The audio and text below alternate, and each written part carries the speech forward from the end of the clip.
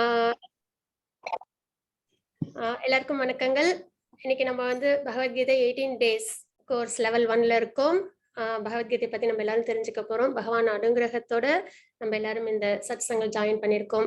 பகவத்கீதைன்றது இருக்கல உன்னதமான knowledge, supreme knowledge அப்படின்னு அதை சொல்லுவாங்க. ஏன்னா ஒரு மனிதன் வாழ்க்கையில தெரிஞ்சுக்க வேண்டிய ஒரு விஷயம் அப்படின்னா அது பகவத்கீதையில பகவான் சொன்ன இன்ஸ்ட்ரக்ஷன்ஸ். ஏன்னா அதை தெரிஞ்சுக்கிட்டாதான் வாழ்க்கை எப்படி வாழணும், எது தப்பு எது சரி அப்படின்ற ஒரு புரிதல் வந்து ஏற்படும். அதனால நம்ம வாழ்க்கை வாழும்போது நம்ம வாழ்க்கை நம்மளது ரொம்பவே சிறப்பா அமையும். ஸ்பிரிச்சுவலாவும் மெட்டீரியலாவும். அது பெரியவங்களுக்கு மட்டும் இல்லை, எல்லாருக்குமே தெரிஞ்சுக்கணும். குழந்தைங்களுக்கும் கூட தெரிஞ்சுக்கணும். அதனால உங்க வீட்டுல இருக்கிற குழந்தைங்க யாராவது இருந்தாங்களா கூட, அல்ல உங்களுக்கு தெரிஞ்ச குழந்தைங்க யாராவது இருந்தாலும் கூட நீங்க வந்து அவசியம் இந்த கோர்ஸ்ல மறுபடியும் நீங்க எப்படி ரெஜிஸ்டர் ஆனீங்களோ அதே மாதிரி கிட்ஸ் அப்படின்னு போட்டு நீங்க வந்து அவசியம் ரெஜிஸ்டர் பண்ணுங்க.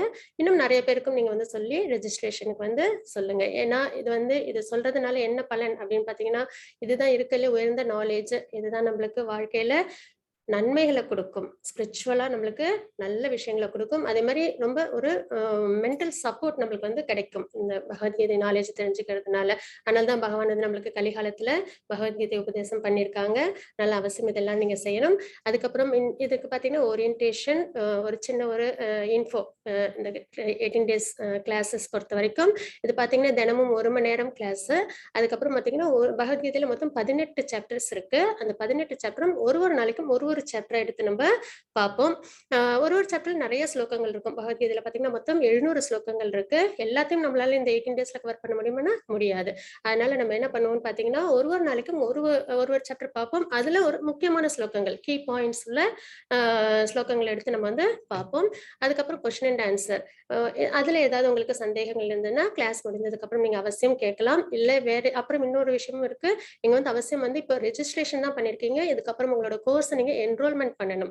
அதையும் நீங்க பண்ணாதான் உங்களால குவிசஸ்லாம் அட்டென்ட் பண்ண முடியும். உங்களால வந்து இந்த பிபிடிஸ் இதெல்லாம் ஷேர் பண்றோம் இல்லைங்களா, அதெல்லாம அசஸ் பண்றதுக்கு உங்களுக்கு ஈஸியா இருக்கும். அதனால நீங்க வந்து அவசியம் உங்களோட கோர்ஸை என்ரோல்மெண்ட் பண்ணணும். அதுவும் எப்படி பண்றது அப்படின்றது இன்னைக்கு நம்ம கிளாஸ்ல கண்டிப்பா பார்ப்போம். அதுதான் என்னன்னு பாத்தீங்கன்னா daily quiz on learn dash platform. இதுல வந்து நீங்க வந்து அவசியம் உங்களோட குவிசஸ் நீங்க பண்ணணும். ஒரு சாப்டர் முடிஞ்சதும் அன்னைக்கு உங்களுக்கு குவிசஸ் வரும். அதுல நீங்க போயிட்டு குவிசஸ் அட்டென்ட் பண்ணீங்க அப்படின்னா உங்களுக்கு வந்து கடைசியில சர்டிபிகேட் இஷ்யூ பண்ணுவாங்க. அந்த சர்டிபிகேட் உங்களுக்கு லெவல் 2க்கு கண்டிப்பா யூஸ்ஃபுல்லா இருக்கும். இந்த லெவல் 1ஓட முடியறது கிடையாது. இந்த ஜேர்னி இன்னைக்கு நம்ம ஸ்டார்ட் பண்ணிருக்கோம் அப்படின்னா அது நம்ம லைஃப் லாங் நம்ம செய்ய வேண்டிய ஒரு விஷயம். பக்தின்றது பார்ட் டைம் ஜாப் இல்ல, எப்பயுமே நம்ம சந்தோஷமா செய்யக்கூடிய ஒரு விஷயம். அதனால அதை இன்னைக்கு நம்ம ஸ்டார்ட் பண்ணிருக்கோம். அதை நல்லபடியா பரிபூர்ணமா பகவானோட அனுகிரகத்தோட நம்ம ஃபாலோ பண்ணுவோம். அதுக்கப்புறம் பாத்தீங்கன்னா இதுதான் வந்து இஸ்கான் டெம்பிள் மாயாப்பூர்ல இருக்கு, வெஸ்ட் பெங்கால்ல இருக்கு. அதுக்கப்புறம் பாத்தீங்கன்னா இது இஸ்கானோட டெம்பிளோட டேட்டிஸ் நம்ம பார்ப்போம். கிருஷ்ணரையும் ராதாராணியும் வணங்குவோம். பொதுவாக பாத்தீங்கன்னா எல்லா டெம்பிள்லயும் இப்ப சிவன் கோயில் போனோம்னா சிவபெருமான் இருப்பாங்க இல்லைங்களா, அதே மாதிரி பெருமாள் கோயில் போனா பெருமாளும் தாயாரும் இருப்பாங்க. அதே மாதிரி இப்ப நம்ம இஸ்கான் அப்படின்ற ஒரு கோயில் போனோம் அப்படின்னு பாத்தீங்கன்னா அங்க வந்து உங்களுக்கு டேட்டிஸ் வந்து இந்த மாதிரி தான் இருப்பாங்க. ராதாகிருஷ்ணரா சேவை சாதிப்பாங்க. அதுக்கப்புறம் பாத்தீங்கன்னா பிரபுபாதா, அவங்கதான் ஃபவுண்டர் ஆச்சாரியர். அவங்கதான் இஸ்கானை வந்து நிறுவனம் பண்ணாங்க. அமெரிக்காவில் நம்மளோட ஸ்கிரிப்சர்ஸ் எல்லாம் எடுத்துட்டு போய் அவங்க தான் பண்ணது. எப்போ பண்ணாங்க அப்படின்னு பாத்தீங்கன்னா 11th ஜூலை 1966 பண்ணாங்க. International Society for Krishna consciousness, இவங்க தான் ஃபவுண்டர் ஆச்சாரியர் ஷிலா பிரபுபாதா. அதுக்கப்புறம் இது என்ன அப்படின்னு பாத்தீங்கன்னா இது வந்து இப்ப இஸ்கான் மேங்களூர் மூலமா நம்ம வந்து எல்லாரும் இங்க வந்து பகவத்கீதை தெரிஞ்சுக்கிறோம் இல்லைங்களா. அப்ப அவங்களோட யூடியூப் வெப்சைட் இது இஸ்கான் மேங்களூர். இது வெப்சைட், யூடியூப்ல வெப்சைட் இது. இதுலதான் நீங்க போய் ரெஜிஸ்ட்ரேஷன் பண்றது, அப்புறம் என்ரோல்மெண்ட் பண்றது, அப்புறம் குவிசஸ் பண்றது எல்லாமே இருக்கும். அது தாண்டி உங்களுக்கு என்னென்ன விஷயங்கள் தேவைப்படுமோ அந்த எல்லா இன்ஃபர்மேஷன்ஸும் இந்த வெப்சைட்ல உங்களுக்கு அவசியம் கிடைக்கும். வெப்சைட்டோட நேம் வந்து இஸ்கான் மேங்களூர். அதுக்கப்புறம் யூடியூப் சேனலும் இருக்கு. ஈவன் இந்த கிளாஸஸ்லாம் கூட உங்களுக்கு வந்து யூடியூப்ல அப்லோட் பண்ணுவாங்க. அப்போ அந்த யூடியூப் சேனலும் வந்து நீங்க வந்து சப்ஸ்கிரைப் பண்ணலாம். ISKCON Radha Govinda temple Mangalore. சரிங்களா. உங்களுக்கு இப்ப டெய்லி கிளாஸஸ்ல ஏதோ ஒரு நாள் ஒரு முக்கியமான விஷயத்தெல்லாம் அட்டென்ட் பண்ண முடியல அப்படின்னா நீங்க என்ன பண்ணலாம், யூடியூப்ல உங்களுக்கு அதை பார்க்க முடியும். அதனால இஸ்கான் ராதா கோவிந்தா டெம்பிள். அதை தாண்டி இல்லாம டெம்பிள் ப்ரோக்ராம்ஸ் நிறைய இருக்கும். மார்னிங் மங்களாரத்துல இருந்து நிறைய, அப்புறம் ஃபங்க்ஷன்ஸ் ஏதாவது இருந்ததுன்னா லைவ் டெலிகாஸ்ட் எல்லாம் கொடுப்பாங்க. அது எல்லாத்தையும் நீங்க வந்து நல்லபடியா தெரிஞ்சுக்கலாம். லெக்சர்ஸ் இருக்கும், பாகவதம் லெக்சர்ஸ்லாம் இருக்கும். அது மாதிரி நிறைய விஷயங்கள் வந்து நீங்க இந்த சேனல்ல உங்களால தெரிஞ்சுக்க முடியும். இந்த மேங்களூர் சேனலோட பேரு இஸ்கான் ராதா கோவிந்தா டெம்பிள் மேங்களூர். அதுக்கப்புறம் ஃபேஸ்புக் பேஜும் இருக்கு. ISKCON Radha Govinda temple Bengaluru. ஃபேஸ்புக்லயும் நீங்க போயிட்டு அப்டேட்ஸ் நீங்க ஈஸியா எடுத்துக்கலாம். அதுக்கப்புறம் பார்த்தீங்கன்னா டெய்லி குவிஸஸ்ன்றது இப்படிதான். அதாவது நீங்க வந்து ஃபர்ஸ்ட் போயிட்டு ரெஜிஸ்டர் அப்படின்னு பண்ணீங்கன்னா, அதுக்கப்புறம் வந்து நீங்க வந்து என்ரோல்மெண்ட் பண்ணணும். அதுல போனீங்கன்னா தமிழ். ஏன்னா இப்ப நம்ம எல்லாம் தமிழ்ல கத்துக்கிறோம் இல்லைங்களா பகவத்கீதைய. இப்ப பார்த்தீங்கன்னா எல்லா லாங்குவேஜ்லயுமே சொல்லி கொடுத்துட்டு இருக்காங்க. இஸ்கான் பெங்களூர்ல எல்லா லாங்குவேஜ்லயுமே சொல்லி கொடுத்துட்டு இருக்காங்க. அப்ப நம்ம வந்து எதுல குவிசஸ் பண்றோம்னா தமிழ்ல பண்றோம். ஸோ தமிழ்ன்றது கிளிக் பண்ணீங்கன்னா உங்களுக்கு வந்து அது டைரக்டா அந்த பேஜுக்கு எடுத்துட்டு போகும். ஆனா அதுக்கு முன்னாடி நீங்க கண்டிப்பா என்ரோல் பண்ணணும். என்ரோல் பண்ணாதான் உங்களால குவிசஸ் அட்டன் பண்ண முடியும். குவிசஸ் அட்டன் பண்ணா சர்டிபிகேட் கிடைக்கும். அதுக்கப்புறம் நீங்க லெவல் 2 நீங்க நல்லபடியா செய்ய முடியும். அதுக்கப்புறம் உங்களுக்கு புக்ஸ் எல்லாம் வேணும் அப்படின்னாலும் லிங்க் உங்களுக்கு வாட்ஸ்அப்ல டிஸ்கிரிப்ஷன்ஸ் பாக்ஸ்ல இருக்கும். இல்லைன்னா வாட்ஸ்அப்ல அவசியம் ஷேர் பண்ணுவாங்க. அதுல நீங்க போனீங்கன்னா புக்ஸ் என்னென்ன புக்ஸ் எல்லாம் வேணும் அப்படின்ற ஆப்ஷன் இருக்கு. இது இல்லாம உங்களுக்கு ஃப்ரீ புக்கும் இருக்கு. இ புக் அதாவது வந்து தினமும் டிரைவ்ல வந்து உங்களுக்கு வாட்ஸ்அப்ல ஷேர் பண்ணுவாங்க. அதுல பாத்தீங்கன்னா ஃபர்ஸ்ட் டேல ஷேர் பண்ற டிரைவை நீங்க அவசியம் ஓபன் பண்ணி பாத்தீங்கன்னா அதுல வந்து பகவத்கீதை புக் தமிழ்லயும் இருக்கும், ஸ்லோகங்கள் பிடிஎஃப் இருக்கும், அதுக்கப்புறம் பிபிடிஸ் இருக்கும், அப்புறம் அது ரிலேட்டடான கொஸ்டின் அண்ட் ஆன்சர்ஸ் ஏதாவது டவுட் இருக்கு அந்த மாதிரி விஷயங்களும் உங்களுக்கு அதுல எல்லாமே இருக்கும். தினமும் அவங்க ஷேர் பண்ற டிரைவை அவசியம் நீங்க எல்லாரும் அசஸ் பண்ணணும். அதுல உங்களுக்கு எல்லா இன்ஃபர்மேஷன்ஸும் அந்தந்த சாப்டருக்கு ரிலேட்டடான விஷயங்கள் எல்லாமே கிடைக்கும். ஆனா அது தாண்டி நீங்க வந்து புக்ஸா வேணும், புக்கா வாங்கி நான் வந்து படிக்கணும் அப்படின்னு பாத்தீங்கன்னா இந்த மாதிரி Bhagavad Gita as it is book இருக்கு. அதை வந்து நீங்க இஸ்கான் டெம்பிள்ல ஆர்டர் பண்ணீங்கன்னா உங்களுக்கு கிடைக்கும். அதுக்கான லிங்க்கும் உங்களுக்கு வாட்ஸ்அப்ல ஷேர் ஆகும். அவசியம். இன்னொன்னு பாத்தீங்கன்னா வேதாபேஸ்.com அப்படின்னு இருக்கு. இங்கிலீஷ்ல என்னால வந்து எல்லாத்தையுமே வந்து படிச்சு தெரிஞ்சுக்கிறேன் அப்படின்றவங்க அவசியம் வேதாபேஸ்.com அதுலயும் நீங்க போயிட்டு அவசியம் நீங்க வந்து தெரிஞ்சுக்கலாம். நிறைய புக்ஸ் இருக்கு. இதெல்லாம் தான் உங்களுக்கு வந்து கொடுப்பாங்க. பகவத்கீதை ஆஸ் இட் இஸ், அப்புறம் சயின்ஸ் ஆஃப் செல்ஃப் ரியலைசேஷன்ஸ், அப்புறம் ஜபமாலா பேக், சாக்ஷிமாலா, அப்புறம் வந்து ஸ்ரீ ஸ்ரீ ராதா கோவிந்தா போட்டோ இதெல்லாம் வந்து உங்களுக்கு கிடைக்கும் புக்ஸ் ஆர்டர் பண்ணும்போது. அதுக்கப்புறம் சர்டிபிகேட் உங்களுக்கு இந்த மாதிரி கிடைக்கும். அதுக்கு நீங்க அவசியம் உங்களோட குவிசஸ் எல்லாத்தையும் நீங்க வந்து ஃபினிஷ் பண்ணிருக்கணும். 18 டேஸும் நீங்க குவிசஸ் கம்ப்ளீட் பண்ணணும். குவிசஸ் பொறுத்த வரைக்கும் பாத்தீங்கன்னா 5 டைம்ஸ் வரைக்கும் நீங்க வந்து ரீடேக் பண்ணலாம். ஒரே ஒரு தடவை தான் பண்ணணும் கிடையாது. 5 டைம்ஸ் வரைக்கும் ரீடேக் பண்ணலாம். உங்களுக்கு வந்து பிபிடிஸும் வந்து உங்களுக்கு வாட்ஸ்அப்ல இருக்கும். அதையும் நீங்க ரெஃபர் பண்ணிக்கலாம். கிளாஸஸ் அட்டன் பண்ணும்போதும் உங்களுக்கு வந்து இன்ஃபர்மேஷன்ஸ் கிடைக்கும்.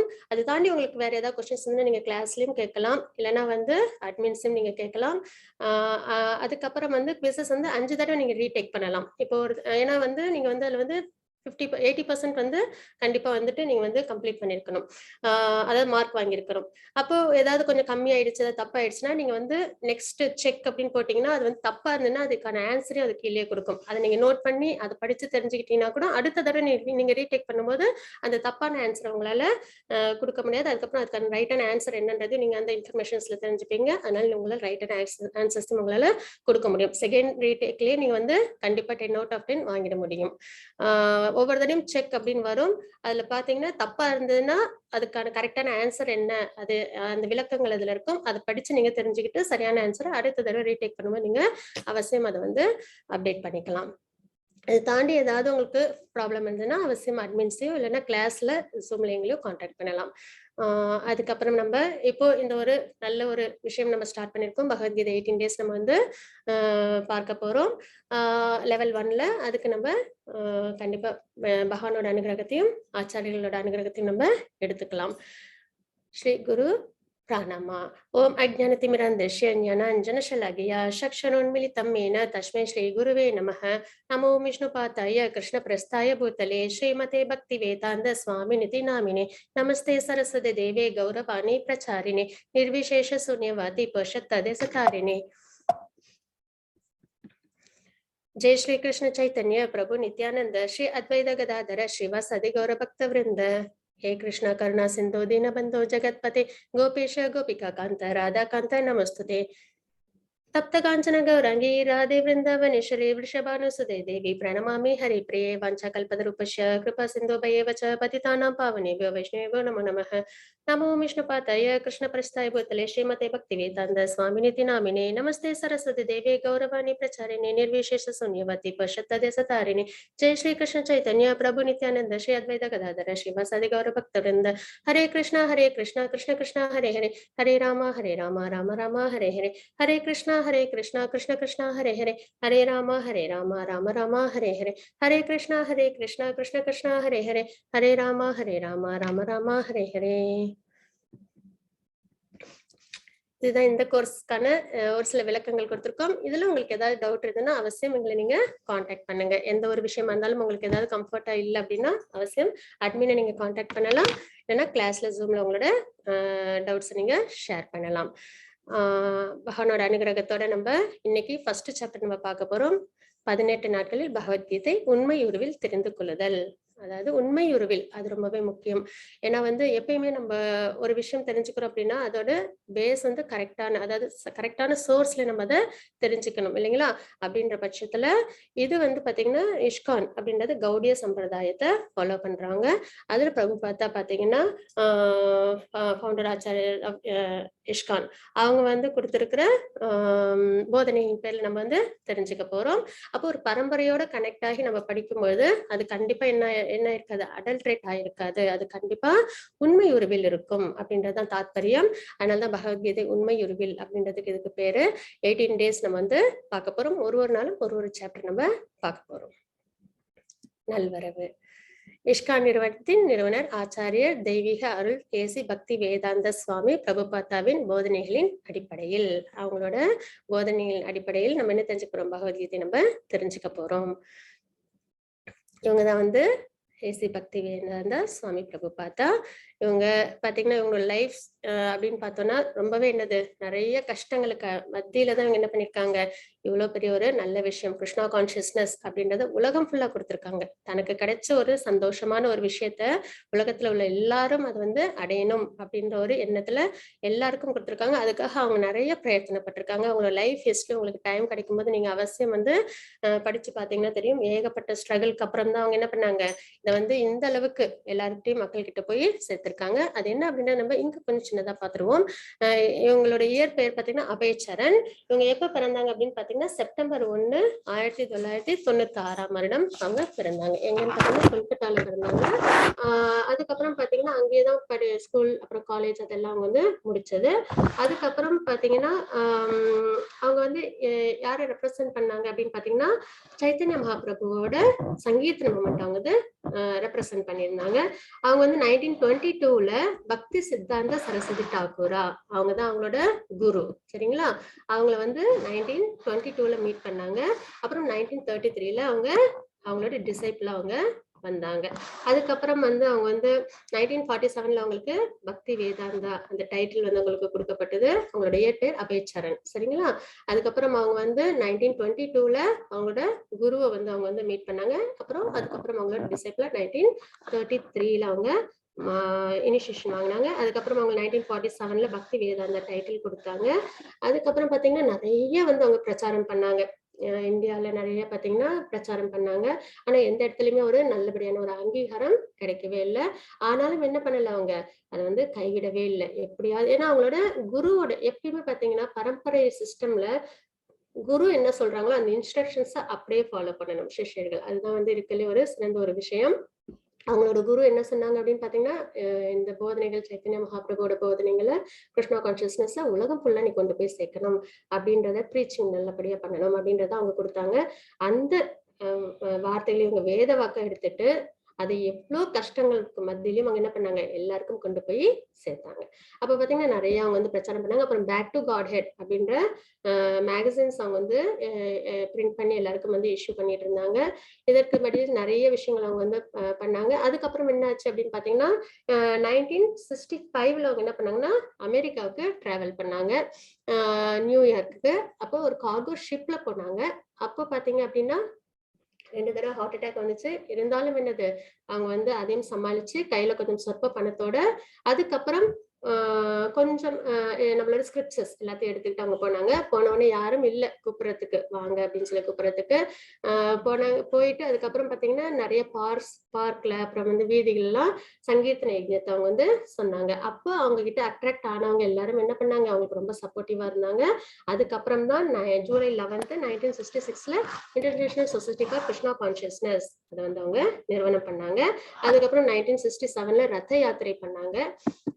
ஆக்சுவலா அவங்க சின்ன வயசுல பண்ணாங்க இல்லைங்களா ரத்த யாத்திரை. 5 வயதுல இருக்கும்போது அவங்க பூரி ஜெகநாத் மந்திரியோட ரத்த யாத்திரை பார்த்துட்டு அவங்களுக்கு ரொம்பவே விருப்பமா இருந்தது. அதை அவங்க வீட்லயே பண்ணாங்க அவங்களோட பேரண்ட்ஸோட சப்போர்ட்டோட. அதை அவங்க என்ன பண்ணாங்க 1967ல அவங்க என்ன பண்ணாங்க, அதாவது 70 இயர்ஸ்ல அவங்க வந்து அது வந்து அமெரிக்கால சான் பிரான்சிஸ்கோல முதல் தடவையா, அதுவும் வெளிநாட்டுல நம்ம ஊர்ல தேர் திருவிழான்றது ரொம்பவே சாதாரண ஒரு விஷயம். நம்ம எல்லாருமே பார்த்து பழகியிருக்கோம் இல்லைங்களா? ஆனா அமெரிக்கால அதெல்லாம் அவ்வளவு பரிச்சயமான ஒரு விஷயம் கிடையாது. அங்கேயே அது ரொம்ப மிக பிரம்மாண்டமா அவங்க செஞ்சாங்க அப்படின்றத நம்ம பார்க்கிறோம். அதுக்கப்புறம் நவம்பர் 14 1977ல அவங்க முத்திரையிட்டாங்க அப்படின்றத பார்க்கிறோம். இந்த மீன் டைம் அவங்க பாத்தீங்கன்னா நிறைய தடவை 14 டைம்ஸ் வந்து உலகத்தை சுத்தி வந்து 100 டெம்பிளுக்கு மேல அவங்க வந்து கட்டியிருக்காங்க. எல்லாருக்கும் கிருஷ்ணா கான்சியஸ்னஸ் கொடுத்துருக்காங்க. இப்ப நம்ம யாரோட ஹெல்ப்போட நம்ம இங்க எல்லாரும் ஒன்னா இருக்கோம் அப்படின்னு பாத்தீங்கன்னா, ஸ்ரீ ஸ்ரீ ராதா கோவிந்தா கோயில் மேங்களூரில் அமைந்துள்ள முகவரி தேங்காய் தோட்டச்சாலை, டோல்கேட், கத்திரி, மங்களூர், கர்நாடகா. அதாவது கர்நாடகால மேங்களூர்ல ஸ்ரீ ஸ்ரீ ராதா கோவிந்தா டெம்பிள் இருக்கு, இஸ்கான் டெம்பிள் இருக்கு. அவங்களோட அந்த டெம்பிளோட பிரசிடென்ட் அவங்க தான் வந்து நாமனிஷ்தா பிரபு. அவங்களோட சப்போர்ட்ல தான் நம்ம என்ன பண்றோம், இப்போ இந்த பகவத்கீதை ஃபர்ஸ்ட் லெவல்ல நம்ம தெரிஞ்சுக்கிறோம். அவங்க தான் எல்லாருக்கும் வந்து கிருஷ்ணா கான்சியஸ்னஸ், பிரபுபாதாவோட டீச்சிங்ஸ் போய் சேரணும், எல்லாருக்கும் கிருஷ்ணா கான்சியஸ்னஸ் வரணும் அப்படின்ற ஒரு எண்ணத்துல இந்த ஜூம் கிளாஸ் எல்லாத்தையுமே வந்து அவங்க கொடுத்திருக்காங்க. அவங்களுக்கு நம்மள நன்றிகளை தெரிவிச்சுக்கலாம். அதுக்கப்புறம் பாத்தீங்கன்னா, பகவத்கீதை என்பது நமது எல்லா பிரச்சனைகளுக்கும் பதில்களை கொண்ட ஒரு காவிய வேதம். இது வந்து ஒரு நம்மளுக்கு எப்பயுமே இப்போ பிரச்சனைகள் இல்லாத வாழ்க்கை அப்படின்றது கிடையாது இல்லைங்களா? எல்லாருக்கும் ஏதோ ஒரு பிரச்சனைகள் இருக்கும் இல்லையா? அதுக்கு எல்லாத்துக்கும் பதில் எங்க இருக்கு அப்படின்னு பாத்தீங்கன்னா, பகவத்கீதையில் இருக்கு. நம்ம இந்த கொஞ்சம் கொஞ்சமா படிக்கிறோம் இல்லைங்களா? அப்ப நம்மளால தெரிஞ்சுக்க முடியும் எதனால நம்மளுக்கு பிரச்சனைகள் வருது அப்படின்றத நம்மளால தெரிஞ்சுக்க முடியும். அந்த பிரச்சனைகளுக்கு வர காரணத்தை தெரிஞ்சதுக்கு அப்புறம் நம்மளால என்ன பண்ண முடியும், அதுல இருந்து வெளியில வர முடியும். அப்போ எல்லா விதமான பிரச்சனைகளுக்கும் பதில்கள் எங்க இருக்கு அப்படின்னு பாத்தீங்கன்னா, பகவத்கீதையில இருக்கு அப்படின்றத பாக்குறோம். இது மகாத்மா காந்தியால் ஒரு ஆன்மீக அகராதியாக கருதப்பட்டது அப்படின்றத பாக்குறோம். சரிங்களா? மகாத்மா காந்தி இதாவது ஸ்பிரிச்சுவல் டிக்ஷனரி அப்படின்னு வந்து சொன்னாங்க. மேலும் இது உலகெங்கிலும் உள்ள பல தலைவர்களுக்கு உத்வேகம் அளிக்கும் புத்தகம். இது ஒரு மோட்டிவேஷனல் தெரப்பி. நம்ம ஸ்ட்ரெஸ்ஸா தான் இருக்கோம் இல்லைங்களா? மெட்டீரியல் வேர்ல்டுல அந்த ஸ்ட்ரெஸ்ஸுக்கு காரணமும் தெரியாம தான் நம்ம எல்லாரும் இருக்கோம். அப்போ பகவத்கீதையை படிக்கிறதுனால நம்மளுக்கு என்ன ஆகும், மோட்டிவேஷன்ஸ் நல்லபடியா கிடைக்கும். நம்மளால நம்மளோட ஸ்ட்ரெஸ்ஸஸ் நம்மளால ஈஸியா ஹேண்டில் பண்ண முடியும். கீதையை தியானிப்பவர்கள் ஒவ்வொரு நாளும் புதிய மகிழ்ச்சியையும் புதிய அர்த்தங்களையும் பெறுவார்கள் அப்படின்றத நம்ம பாக்குறோம். மகாத்மா காந்தி சொல்லியிருக்காங்க. அதுக்கப்புறம் இன்ஸ்டன்ஸ் என்ன சொல்லியிருக்காங்க அப்படின்னு பாத்தீங்கன்னா, நான் பகவத்கீதை படித்து கடவுள் இந்த பிரபஞ்சத்தை எவ்வாறு படைத்தார் என்பதை பற்றி சிந்திக்கும் போது மற்ற அனைத்தும் மிதமிஞ்சியதாக தெரிகிறது அப்படின்றத இவங்களாம் வந்து கோட் கொடுத்திருக்காங்க பகவத்கீதை பத்தி. அதுக்கப்புறம் இஸ்கானின் பகவத்கீதை உண்மை உருவில் ஏன், எதனால வந்து இது வந்து உண்மை உருவில் அப்படின்னு பாக்குறோம். பகவத்கீதை ஆஸ் இட் இஸ் அப்படின்னு பாக்குறோம் அப்படின்னு பாத்தீங்கன்னா, இப்ப சொன்னேன் இல்லைங்களா, பரம்பரை அது வழியா நம்ம வந்து தெரிஞ்சுக்கணும். இப்ப பாத்தீங்கன்னா, பகவான் வந்து 4 பேருக்கு வந்து அவங்களோட நாலேஜ கொடுத்திருக்காங்க. யார் யாருன்னு பாத்தீங்கன்னா, பிரம்மாவுக்கு கொடுத்தாங்க, அப்புறம் மகாலட்சுமிக்கு, அப்புறம் சிவபெருமானுக்கு, அப்புறம் பிரம்மகுமாரர்கள் 4 பேர் இருக்காங்க இல்லையா, அவங்களுக்கு. இந்த 4 பேருக்கும் பகவான் வந்து உபதேசம் பண்ணாங்க. அதுல பிரம்மாவுக்கு சொன்னது பிரம்மா வழியா நாரதர், அதுக்கப்புறம் பாத்தீங்கன்னா வியாசர் அப்படி வரும். அதுல சைத்தன்ய மகாபிரபு வருவாங்க. அப்படியே பாத்தீங்கன்னா ஷிலா பக்தி வேதாந்த பிரபு பார்த்தா, இப்படி பரம்பரையா என்னன்னா பகவான் என்ன நாலேஜ கொடுத்தாங்களோ அந்த நாலேஜ எந்த ஒரு கண்டாமினேஷனும் இல்லாம, எந்த ஒரு மாறுதலும் இல்லாம அப்படியே என்ன பண்ணுவாங்கன்னா, இந்த 4 பரம்பரையிலும் அது டிரான்ஸ்ஃபர் ஆகும். குரு கிட்ட இருந்து டிசைபிள் கிட்ட வரும். அதே மாதிரி அதுல வந்து எந்த ஒரு தன்னோட எண்ணத்தையோ இல்ல வேற ஏதாவது ஒரு புதுசா ஒரு விஷயத்தையோ அவங்க என்ன பண்ண மாட்டாங்க, இன்க்ளூட் பண்ணவே மாட்டாங்க. பகவான் சொன்ன மாதிரி அப்படியே என்ன பண்ணுவாங்க, அது வந்து அவங்களோட டிசைபிள்ஸ்க்கு கொடுத்துக்கிட்டே இருப்பாங்க. அதுதான் பரம்பரையோட விஷயம். சரிங்களா? அப்ப அந்த மாதிரி இடத்துல தான் நம்ம என்ன பண்ணணும், நம்ம இப்போ ஒரு நல்ல நாலேஜ் தெரிஞ்சுக்கிறப்ப ஒரு நல்ல ஸ்கூல்ல நம்ம சேர்க்கிறோம் அப்படின்னா என்ன பண்ணுவோம், ஸ்கூல் நல்லபடியா இருக்கா, அதெல்லாம் கரெக்டா ப்ராப்பரா ஃபாலோ பண்றாங்களா அப்படின்றத நம்ம செக் பண்ணுவோம் இல்லைங்களா, நிறைய தடவை. அதே மாதிரி நம்ம ஸ்பிரிச்சுவல் நாலேஜ்ன்றதையும் நம்ம என்ன பண்ணணும்னா, கண்டிப்பா அது வந்து ஒரு கரெக்டா சொல்றவங்க அவங்க கிட்டதான் நம்ம என்ன பண்ணணும், தெரிஞ்சுக்கணும். ஏதோ மேம்போக்கா ஏதோ தனக்கு தோணுது சொல்றது அந்த மாதிரி உள்ளவங்க கிட்ட நம்ம என்ன பண்ணக்கூடாது, ஸ்பிரிச்சுவல் நாலேஜ் நம்ம தெரிஞ்சுக்க கூடாது. அப்படி பண்ணோம் அப்படின்னா நம்மள அதை மிஸ்கைட் பண்ணிடும். அதனால எப்பயுமே பரம்பரையோட நம்ம தெரிஞ்சுக்கணும். அந்த 4 பரம்பரையில ஒரு பரம்பரை தான் கௌடிய சம்பிரதாயம், பிரம்ம சம்பிரதாயம் அப்படின்னு சொல்லுவோம். பகவான் பிரம்மாக்கு கொடுத்தது, பிரம்மா கிட்ட இருந்து நாரதர் அப்படியே வரிசையா இப்போ ஷிலா பிரபுபாதா வரைக்கும் வந்திருக்கு. இப்போ நம்ம அதை எல்லாருக்கும் கொடுத்துட்டு இருக்கோம். சரிங்களா? அப்போ அந்த தாற்பயம் மாறாம இது வருது. அதனாலதான் இதுல என்னன்னு சொல்லி பாக்குறோம், இஷ்கானின் பகவத்கீதை உண்மை உருவில் அப்படின்றத நம்ம பார்க்கிறோம். உடைந்த கேபிள் மூலம் சார்ஜிங் செய்தால் அலைபேசி சேதம் அடைகிறது. சரியான தரவு பரிமாற்றத்திற்கும் இதை பயன்படுத்த முடியாது. இது அனுப்புனருக்கும் பெறுநருக்கும் இடையிலான தொடர்பு இல்லாததால் ஏற்படுகிறது. இதேபோல் கிருஷ்ணாவின் செய்தி ஒழுக்கமான அடுத்தடுத்த சங்கிலி வழியாக வர வேண்டும். அதான் இந்த தாத்பரியம். கீதை ஒரு பரந்த புத்தகம். கீதையை முறையாக ஆய்வு செய்ய 1 வருடம் ஆகும். 18 நாட்களில் நம்மால் அதை செய்ய முடியாது. அதனால் கிருஷ்ணாவுக்கும் அர்ஜுனனுக்கும் இடையிலான எண்ணங்களின் ஓட்டத்தில் கவனம் செலுத்துகின்றோம். குறிக்கோள் கீதை பற்றிய ஆழமான ஆய்வுக்கு ஒருவரை தயாரித்தல். அதாவது பகவத்கீதையில 700 ஸ்லோகங்கள் இருக்கு இல்லைங்களா? இப்ப 18 நாள்ல நம்மளால அது எல்லாத்தையுமே தெரிஞ்சுக்க முடியுமானா கண்டிப்பா அது அவ்வளவு ஈஸியான ஒரு விஷயம் கிடையாது. அப்போ இந்த 18 நாட்களையும் நம்ம என்ன பண்றோம்னா முக்கியமான விஷயங்களை நம்ம தெரிஞ்சுப்போம் பகவத்கீதையில இருந்து. அதனால என்ன ஆகும், நம்மளுக்கு இன்னும் பகவத்கீதை நல்லபடியா தெரிஞ்சுக்கணும் அப்படின்ற ஒரு எண்ணம் ஏற்படும் இல்லைங்களா? அதுக்கப்புறம் அதை நம்ம இதுக்கப்புறம் பாத்தீங்கன்னா இப்ப நம்ம எல்லாரும் லெவல் 1ல இருக்கோம். இதுக்கப்புறம் லெவல் 2லயும் கோர்சஸ் இருக்கு. அதுக்கப்புறம் அது மாதிரி லெவல் 4 வரைக்கும் லெவல் 5 வரைக்கும் உங்களுக்கு இருக்கு. அப்போ நீங்க அந்த கோர்சஸ் எல்லாம் பண்ணும்போது ஆழ்ந்த தத்துவத்தை நம்மளால புரிஞ்சுக்க முடியும். அதுக்கப்புறம் அதை நம்ம இன்னும் எல்லாருக்கும் நம்மளால கொடுக்கவும் முடியும். இருக்கிறதுல சிறந்த சேரிட்டி அதுதான். நமக்கு கிடைச்ச இந்த டிவோஷனல் சர்வீஸ, நல்ல ஒரு பரம்பரையில கிடைச்ச ஒரு டிவோஷனல் சர்வீஸ நம்ம மட்டும் தெரிஞ்சுக்காம நம்ம என்ன பண்ணணும், எல்லாருக்குமே கொடுக்கணும். அதுதான் தாத்பரியம். அப்ப நீங்க எல்லாருமே அவசியம் என்ன பண்ணணும், இந்த ஸ்பிரிச்சுவல் ப்ராக்ரஸ்ல எப்பயுமே இணைஞ்சு இருக்கணும் அப்படின்றதையும் தெரிஞ்சுக்கிறோம். இப்ப பாத்தீங்கன்னா 18 டேஸ்ல நம்மளால ஒரு சில விஷயங்கள் தான் நம்மளால தெரிஞ்சுக்க முடியும் இல்லைங்களா? ஏன்னா அர்ஜுனருக்கும் கிருஷ்ணருக்கும் இடையிலான என்ன ஓட்டம் இது பாத்தீங்கன்னா கான்வர்சேஷன். பகவத்கீதைன்றது பகவானுக்கும் அர்ஜுனருக்குமான கான்வர்சேஷன். அர்ஜுனர் கொஸ்டின் கேட்பாங்க, பகவான் அதுக்கு பதில் சொல்லுவாங்க. அப்போ அந்த உபதேசம் அர்ஜுனருக்கு மட்டும் கிடையாது, நமக்காக அப்படின்றது அங்க தாத்பரியம். அர்ஜுனர் மூலியமா பகவான் என்ன பண்றாங்க, நமக்கு கொடுக்குறாங்க அந்த உபதேசத்தை. அப்ப அர்ஜுனர் எப்படி அதை எடுத்துக்கிட்டாங்களோ அந்த முறையில நம்ம என்ன பண்ணணும், அந்த உபதேசங்களை நம்ம வாழ்க்கையில எடுத்துட்டு அர்ஜுனர் எப்படி கடைபிடிச்சாங்களோ அந்த மாதிரி நம்ம வாழ்க்கையில நம்ம அதை கடைபிடிக்கணும். அர்ஜுனர் சிறந்த வில்லாளி இல்லைங்களா? அதுக்கப்புறம் அவங்களை பாத்தீங்கன்னா ரொம்ப பியூர் டிவோட்டி அவங்க. அப்ப அதுக்கப்புறம் பாத்தீங்கன்னா அவங்க இருக்கலே சிறந்த ஒரு மனிதர் அப்படின்றத நம்ம பாக்குறோம். அவங்க கிட்ட எந்த ஒரு குறையுமே நம்ம பார்க்கவே முடியாது. அப்போ பகவானோட டிவோட்டியா இருக்கும்போது, பகவானோட உபதேசங்களை ஃபாலோ பண்ணும்போது நம்மளாலையும் என்ன பண்ண முடியும், அந்த மாதிரி நம்மளால வர முடியும். ஆனா அதுக்கான அந்த என்னது மனப்பக்குவம் நம்ம கிட்ட ஃபர்ஸ்ட் நம்ம கொண்டு வந்துடணும். அதுதாங்க தாத்பரியம். கிருஷ்ணருக்கும் அர்ஜுனருக்கும் இடையிலான எண்ணங்களின் ஓட்டத்தில் கவனம் செலுத்துகிறோம். இந்த லெவல் 1 கோர்ஸ்ல குறிக்கோள் கீதை பற்றி ஆழமான ஆய்வுக்கு ஒருவரை தயாரித்தல். அதுதான் போக்கஸ். அதுக்கப்புறம் பகவத்கீதையின் மனநிலை அப்படின்றது பாக்குறோம். அர்ஜுனனின் கலக்கமும் மாயையின் தோற்றமும் கிருஷ்ணனின் ஏற்பாடு என்பதை புரிந்து கொள்ள வேண்டும். அர்ஜுனர் பாத்தீங்கன்னா ஏற்கனவே செல்ஃப் ரியலைஸ்டு சோல். அவங்க பகவானோட ஒரு உன்னதமான ஒரு டிவோட்டி, சரிங்களா? ஆனா அவங்களுக்கு ஒரு மாயைய பகவான் ஏற்படுத்தினாங்க. ஏன்னா அப்பதான் என்ன பண்ண முடியும், அர்ஜுனர் கொஸ்டின் கேட்பாங்க, அர்ஜுனருக்கு பகவத்கீதையை உபதேசம் பண்ண முடியும். அது யாருக்காக, ஏன்னா அது நமக்காக. ஏன்னா மத்த காலங்கள்ல எல்லாம் பாத்தீங்கன்னா சத்தியுகம், திரேதாயுகம், துவாபரயுகம் எல்லாம் பாத்தீங்கன்னா பகவான் அவதாரம் பண்ணுவாங்க. அந்த காலகட்டத்துல மக்கள் அவங்களுடைய இருக்க முடியும். ஆனா கலியுகத்துல பகவான் ஆரம்பத்துலாம் அவதாரம் பண்ணல இல்லைங்களா? அதாவது சைத்தன்ய மகாபிரபுவா அவதாரம் பண்ணி நம்மளுக்கு இப்ப நாம சங்கீர்த்தனம் கொடுத்திருக்காங்க. இருந்தாலும் பகவான் இப்போ நம்ம கூட இல்ல அப்படின்ற பட்சத்துல நம்மளுக்கு யாரு கைடன்ஸ் பண்றாங்க, பகவத்கீதையா பகவான் நம்ம கூட இருக்காங்க, சரிங்களா? அதுக்கப்புறம் பாகவதமா பகவான் நம்ம கூட இருக்காங்க. நாம சங்கீர்த்தனமா சைத்தன்ய மகாபிரபு கொடுத்த நாம சங்கீர்த்தனமா நம்ம கிட்ட இருக்காங்க. அப்போ இந்த மாதிரி விஷயங்கள் நம்மளுக்கு கிடைக்கணும் அப்படின்னா அதுக்கு பகவான் என்ன பண்ணணும், இத நம்மளுக்கு கொடுக்கணும். அதுக்குதான் என்ன பண்ணாங்க, அர்ஜுனருக்கு மாயத்திரைய அவங்க கொடுத்தாங்க. அதனால அவங்களுக்கு என்னாச்சு, அவங்களுக்கு கொஞ்சம் பிவல்டட் ஆயிட்டாங்க.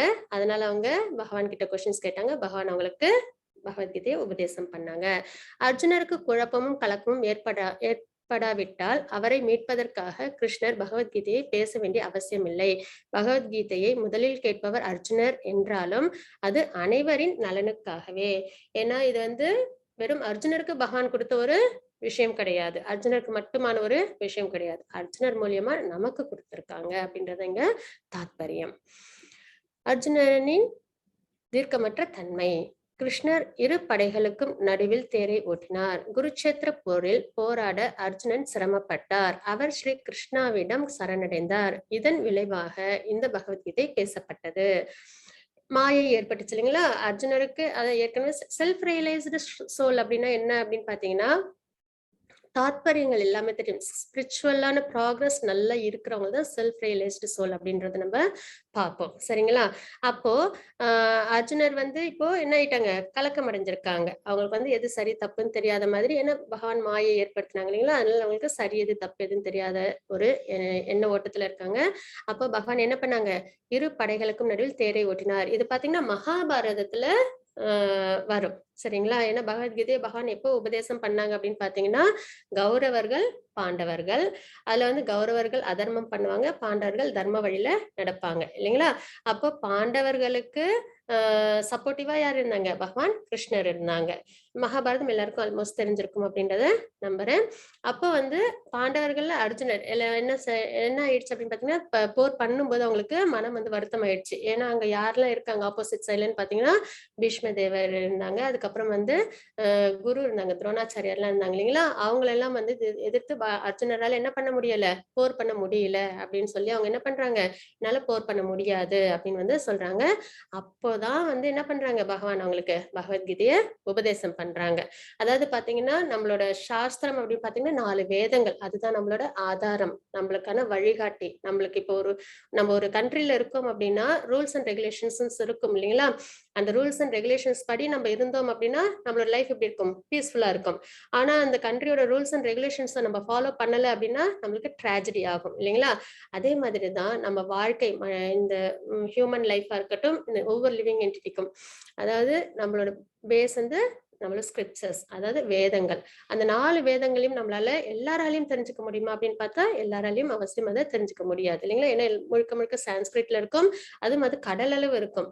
அப்போ அத வந்து இன்னும் ஈஸியா கொண்டு வந்து குடுக்கணும் அப்படின்ற ஒரு எண்ணத்துல தான் உபனிஷத்கள் 108 அதுக்கப்புறம் புராணங்கள் 18 அப்படின்னு வந்து பிரிச்சு குடுத்தாங்க வேதவியாசர்.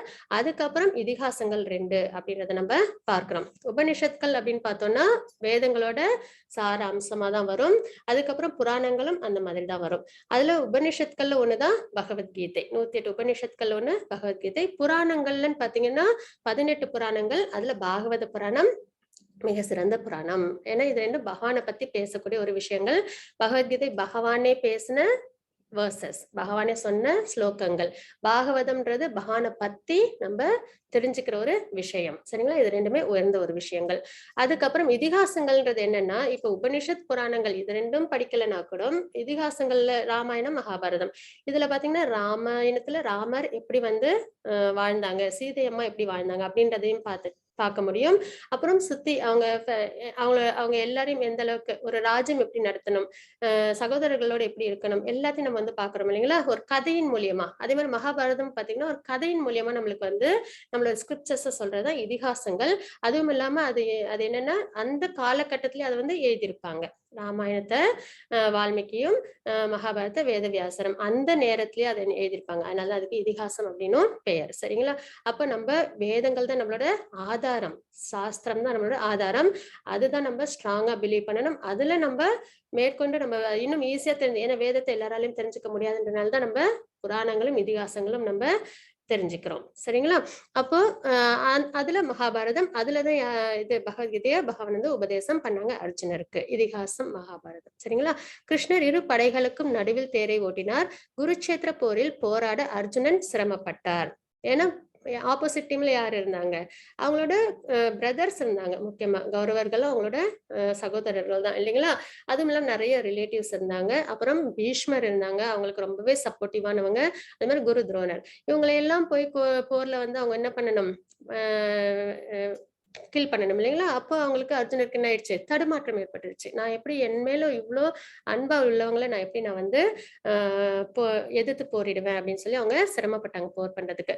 அதனால அவங்க என்ன பண்ணாங்க? கிருஷ்ணர் கிட்ட சரணடைஞ்சாங்க. எப்பயுமே நம்மளுக்கு வாழ்க்கையில ஒரு கஷ்டங்கள் இருக்கு, ஒரு முடிவெடுக்க முடியாத ஒரு நிலை இருக்கு அப்படின்னா, நம்மளுக்கு சரியான வழிகாட்டி கிட்ட நம்ம போய் என்ன பண்ணணும்? சரணடையணும். அப்போ அர்ஜுனர் என்ன பண்ணாங்க? பகவான் கிட்ட சரணடைஞ்சாங்க. அதன் விளைவாக இந்த பகவத்கீதை பேசப்பட்டது. அப்ப பகவான் நம்மளுக்கு கரெக்டான வழியை நம்மளுக்கு காமிப்பாங்க. இப்ப அர்ஜுனரோட மனநிலை தான் நமக்கும் எது சரி தப்புன்றது அந்த அளவுக்கு தாத்பரியமா தெரியாது இல்லைங்களா? அப்ப பகவான் கிட்ட நம்மளும் சரணடைவோம் அர்ஜுனர் மாதிரியா. அதே மாதிரி அர்ஜுனருக்கு என்ன சொன்னாங்களோ அதை நம்ம வாழ்க்கையில நம்ம கடைபிடிப்போம். கீதை மகாத்மியம் இது பாத்தீங்கன்னா சங்கராச்சாரியர் அவங்க வந்து எழுதின ஸ்லோகங்கள். கீதையோட மகாத்மியம், கீதையோட பெருமைகள் பத்தி அவங்க ஸ்லோகங்கள் எழுதியிருக்காங்க. அதுல என்ன இருக்கு அப்படின்றத பார்க்கலாம். பகவத்கீதையின் உபதேசங்களை முறையாக பின்பற்றுபவன் வாழ்வில் எல்லாவித துயரங்களில் இருந்தும் ஏக்கங்களில் இருந்தும் விடுபட முடியும். ஏன்னா இப்ப நம்மளுக்கு வாழ்க்கையில என்ன நிறைய இருக்கு, துயரங்களும் ஏக்கங்களும் இருக்கு இல்லைங்களா? ஏதோ ஒரு கஷ்டமும் ஏதோ ஒண்ணு கிடைக்கலையே அப்படின்ற ஒரு ஏக்கமும் இருக்கு. அப்ப பகவத்கீதைய முறையாக பின்பற்றுறது, பகவான் சொன்னபடிக்கு நம்ம வாழ்க்கையில கடைபிடிச்சோம்னா இந்த துயரங்களும் ஏக்கங்களும் நம்மளை விட்டு போயிடும் அப்படின்றத சங்கராச்சாரியர் சொல்லியிருக்காங்க. இவ்வாழ்வின் பயன் முழுவதிலிருந்தும் விடுபட்டு அவன் மறுவாழ்வில் ஆன்மீக வாழ்வை அடைகின்றான். அதாவது பகவான் ஸ்பிரிச்சுவல் லைஃப் இருக்கு இல்லைங்களா, நம்ம வந்து பகவானுக்கு பக்தி பண்றது ஆன்மீக வாழ்க்கை, அதை வந்து ஒருத்தவங்க அடைய முடியும். இந்த வாழ்வுன்றது இந்த மெட்டீரியல் வாழ்வு இல்லைங்களா, இதுல எப்பயுமே நம்மளுக்கு துயரங்களும் ஏக்கங்களும் இருந்துகிட்டே இருக்கும். அப்ப இதை நம்ம எப்படி நம்ம வந்து ஓவர் கம் பண்ணிட்டு நம்ம ஸ்பிரிச்சுவலா நம்ம ஸ்ட்ராங், ஏன்னா ஸ்பிரிச்சுவலா ஸ்ட்ராங்கா இருந்தா இந்த மெட்டீரியல் துயரங்களையும் ஏக்கங்களையும் நம்மளால என்ன பண்ண முடியும், சமாளிக்க முடியும். அப்போ இவ்வாழ்வின் பயம் முழுவதிலிருந்தும் விடுபட்டு, பயம் நிறைஞ்ச வாழ்க்கை தான் இல்லைங்களா, அப்ப அந்த பயத்துல இருந்தெல்லாம் விடுபட்டு அவன் மறுவாழ்வில் ஆன்மீக வாழ்வை அடைகின்றான் அப்படின்றத நம்ம இங்க பார்க்கிறோம். பகவத்கீதையை முழு ஆர்வத்துடனும் அக்கறையுடனும் ஒருவன் படித்தால் பகவானின் அருளால் அவனது பூர்வ ஜென்ம பாவங்கள் செயல்படாமல் போகும். நம்ம 84 lakh ஸ்பீஷஸ் இருக்கு, அதுல நிறைய பிறவிகள் நம்மளும் எடுத்திருப்போம் சரிங்களா. அப்போ நிறைய பாவங்கள் தவறுகள் செய்யறதுக்கு எல்லாருக்குமே வாய்ப்பு உண்டு. எல்லாருமே நான் வந்து ரொம்ப பெர்ஃபெக்ட் அப்படின்னு நம்ம சொல்லவே முடியாது. நான் ஏன்னா அது இயல்பு இல்லைங்களா, எல்லாருமே வந்து ஒரு சில இடத்துல தவறுகள் பண்ணுவோம், ஒரு சில இடத்துல தப்புகள் பண்ணுவோம். அப்ப பாவங்கள் வந்து சேர்ந்திருக்கும்.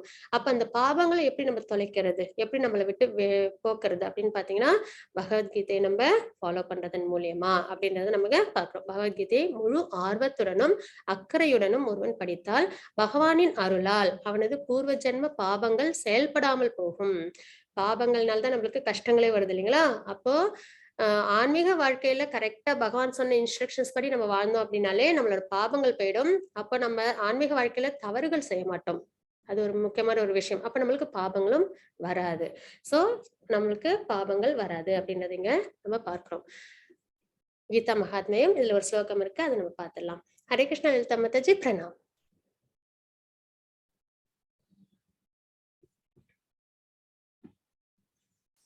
Lalitha Mataji. Sorry. Hare Krishna. हरे कृष्ण माता जी। सर्वोपनिषदो गावो दोक्ता गोपालनन्दनः पार्थो वत्स उदीभूता दुग्धं गीतामृतं महत्. हरे कृष्णा. हरे कृष्ण माता जी। எல்லா உபனிஷத்களின் சாரமான கீதா உபனிஷத் என்று அழைக்கப்படும் பகவத்கீதை பசுவை போன்றது. உபனிஷத்தில் 108 கீதை. அதுல ஒண்ணு பகவத்கீதை. அது என்ன, இது வந்து கீதா மகாத்மியம். அதுல வந்து கொடுக்கப்பட்ட ஸ்லோகம், ஆதி சங்கராச்சாரியர் வந்து ஸ்லோகம். அதுல என்ன இருக்கு அப்படின்னு பார்த்தோம்னா, எல்லா உபனிஷத்களின் சாரமான கீதா உபனிஷத் என்று அழைக்கப்படும் பகவத்கீதை பசுவை போன்றது. இடையர்குல சிறுவனாக புகழ்பெற்று விளங்கும் பகவான் கிருஷ்ணரால் கறக்கப்படுகிறது. அர்ஜுனன் கன்று போன்றவன். அறிவு சான்றவரும் தூய பக்தர்களும் பகவத்கீதை என்னும் அமிர்த பாலை குடிக்க வேண்டியவர்கள். நம்ம எல்லாருக்கும் என்ன நிலை என்று தெரிஞ்சிச்சு. அதாவது என்னன்னா, பகவத்கீதை தான் என்னது, பசுவை போன்றது சரிங்களா. அப்போ இடையர்குல சிறுவன் யாரு வந்து பால் கறக்குறாங்க, பகவான் கிருஷ்ணர். கன்று யாரு, அர்ஜுனர். ஏன்னா கன்றை பார்த்ததான் பசு என்ன பண்ணும், நல்லபடியா பால் சுரக்கும், பால் நிறைய கொடுக்கும் இல்லைங்களா. அப்போ பகவான் வாயிலேருந்து உபதேசங்கள் வருது அப்படின்னா அது யாரை பார்த்ததும் அவங்களுக்கு ஆட்டோமேட்டிக்கா வருது, அர்ஜுனரை பார்க்கும்போது. ஏன்னா அவங்க ஒரு சிறந்த டிவோட்டி இல்ல. அர்ஜுனன் கன்று போன்றவன். அறிவு சான்றவரும் தூய பக்தர்களும் பகவத்கீதை என்னும் அமிர்த பாலை குடிக்க வேண்டியவர்கள். யார் அதை வந்து எடுத்துக்கிறாங்க, அந்த பாலை, அமிர்தமான பாலை யார் எடுத்துக்கிறாங்க அப்படின்னு பாத்தீங்கன்னா அறிவு சான்றவரும் தூய பக்தர்களும். அவங்க எல்லாரும் என்ன பண்றாங்க, பகவத்கீதையை தெரிஞ்சு அதோட பலனை அவங்க அடையிறாங்க அப்படின்றதுதான் கீதா மகாத்மியத்துல நம்ம பார்க்கிறோம். அர்ஜுன விஷாத யோகம், இதுதான் இன்னைக்கான சாப்டர் 1. விஷாதம் அப்படின்றது கவலை, அர்ஜுனருக்கு கவலை இருக்கு சரிங்களா. அத வந்து பகவான் எப்படி போக்குறாங்க அப்படின்றத இந்த 18 சாப்டர்லயும் நம்ம பார்க்க போறோம். அப்போ அர்ஜுனர் கவலைப்படுறாங்க, துக்கத்துல இருக்காங்க. அதே மனநிலை தான் நமக்கும் இருக்கு இல்லைங்களா. ஏன்னா இந்த மெட்டீரியல் வேலை நம்மளுக்கும் என்ன இருக்கு, துக்கங்களும், ஏக்கங்களும், கவலைகளும் இருக்கு. அப்போ அதே இடத்துல நம்மளும் இருக்கோம். அர்ஜுனரோட இடத்துல இருக்கோம். பகவான் எப்படி அர்ஜுனருக்கு உபதேசம் பண்றாங்களோ அத நம்மளும் கேட்டு அதன்படிக்கு நம்ம அந்த வாழ்க்கைய வாழ்ந்தோம் அப்படின்னா, அர்ஜுனருக்கு எப்படி கவலை போச்சோ அதே மாதிரி நம்மளோட கவலைகளும் போயிடும். கவலைகள் போயிடும்ன உடனே உடனே பண கஷ்டம் இருந்தா அது தீர்ந்து போயிடுமா? இல்ல எந்த ஒரு விஷயம் கிடைக்கணும் அப்படின்னா அது கிடைச்சிருமான்னா, அதை நம்மளால ஃபேஸ் பண்ற மன தைரியம் நம்மளுக்கு வரும். அதுக்கப்புறம் நம்ம அதை ஈஸியா நம்மளால ஓவர் கம் பண்ண முடியும். அதுதாங்க தாத்பரியம். இப்ப அர்ஜுனர் கவலைப்பட்டாங்க. போர் பண்ணாங்க. அதுக்கப்புறம் போர் பண்ணி அவங்க தர்மத்துக்காக போர் பண்ணாங்க, வெற்றி அடைஞ்சாங்க இல்லைங்களா? அதே மாதிரிதான் நமக்கும் நம்மளோட கவலைகள்ல இருந்து நம்மளால வெளியில வர முடியும். ஏக்கங்கள்ல இருந்து வெளியில வர முடியும். அப்ப அர்ஜுனர் எப்படி கேட்டாங்களோ அதன்படிக்கு நம்மளும் அதை எடுத்துக்கணும். பகவத்கீதையை நம்மளும் எடுத்துக்கணும். பகவானோட உபதேசம். எப்பயுமே நம்ம ஸ்கிரிப்சர்ஸ்ல நிறைய பார்த்தோம்னா பகவானை பத்தி இல்லைன்னா நிறைய விஷயங்களை பத்தி யாரோ ஒருத்தவங்க சொல்லியிருப்பாங்க. ஆனா பகவத்கீதையோட உண்மையான தாத்பரியம் என்ன அப்படின்னு பாத்தீங்கன்னா, உயர்ந்த தாத்பரியம் பகவானே சொன்ன ஸ்லோகங்கள். அதுதான் இருக்கலே மிக உயர்ந்த ஒரு விஷயம். அது கிடைத்தற்கு அரியது. நமக்கெல்லாம் இன்னைக்கு அது கிடைச்சிருக்கு அப்படின்னா நம்ம கண்டிப்பா நிறைய புண்ணியங்கள் பண்ணா மட்டும்தான் அது நம்மளால அண்டர்ஸ்டாண்ட் பண்ணி நம்ம தெரிஞ்சுக்கவும் முடியும். அப்ப இன்னைக்கு நம்ம பார்க்கறது அர்ஜுன விஷாத யோகம், அர்ஜுனரின் கவலை என்ன அப்படின்றத நம்ம பார்க்கலாம். ஒரே காட்சி வெவ்வேறு எதிர்வினைகள் அப்படின்றதான் இன்னைக்கு நம்ம பார்க்கிறோம். அதாவது இப்ப யுத்த களம் இருக்கு. மகாபாரதம் குருட்சேத்திரம். அங்கதான் என்ன பண்றாங்க? சண்டை போடுறதுக்காக 2 தரப்புலயும் வந்து நிக்கிறாங்க. கௌரவர்களும் பாண்டவர்களும் இருக்காங்க. அப்போ அர்ஜுனருக்கு என்ன ஆயிடுச்சு? கவலை வந்துருச்சு. ஏன்னா பீஷ்மரையும் துரோணரையும் அப்புறம் உறவினர்கள்லாம் எப்படி போர் பண்றது, எப்படி அவங்களோட எல்லாம் போர் பண்றது அப்படின்ற கவலை வந்துருச்சு இல்லைங்களா? அப்போ ஒரு காட்சி இப்ப போர்க்களத்துல இருக்காங்க. ஆனா இதுல 3 பேர் இருக்காங்க. 3 பேரோட வெவ்வேறு குணங்கள், அவங்களோட ஆக்டிவிட்டிஸ் என்ன அப்படின்னு பார்த்தோம்னா, ஃபர்ஸ்ட் நம்ம யாரை பார்க்கிறோம்? திருதராஷ்டிர பார்க்கிறோம். திருதராஷ்டிர யாரு அப்படின்னு பாத்தீங்கன்னா, கௌரவர்களோட அப்பா, தந்தை இல்லைங்களா? திருதராஷ்டிர பாண்டு அவங்க 2 பேரும் வந்து சகோதரர்கள். பாண்டுவோட பிள்ளைகள் பாண்டவர்கள், திருதராஷ்டிரோட பிள்ளைகள் கௌரவர்கள். அதாவது துரியோதனன் அவங்களோட சகோதரர்களும். அப்போ திருதராஷ்டிரர் யாரு அப்படின்னு பாத்தீங்கன்னா, அவங்க வந்து ஹஸ்தினாபுரத்தை ஆண்டுட்டு வராங்க. அந்த டைனஸ்டி ஆண்டுட்டு வராங்க. அவங்க என்ன பண்ணணும்? தர்ம வழியில அவங்க அவங்க ஆட்சியை பண்ணணும். அதாவது யுதிஷ்டிர மகாராஜருக்கு தான் அவங்க என்ன பண்ணணும்? அரசவையை கொடுக்கணும். ஏன்னா அவங்களுக்கு தான் அந்த தன்மை உண்டு இல்லைங்களா? அவங்கதான் மூத்தவங்கன்னும் போது அவங்கதான் அதை ஏத்துக்க முடியும். ஆனா இவங்க என்ன பண்ணிட்டாங்க? தன்னோட குழந்தைங்க மேல உள்ள அந்த பாசத்தினால என்ன பண்ணாங்க? யுதிஷ்டருக்கு பாண்டவர்களுக்கு கொடுக்காம தன்னோட பிள்ளைகளுக்கு ரொம்பவே சப்போர்ட்டிவா இருந்தது மட்டும் இல்லாம அவங்க என்ன பண்ணிட்டாங்க? பாண்டவர்களுக்கு நிறைய கஷ்டங்களையும் கொடுத்துட்டாங்க இல்லைங்களா?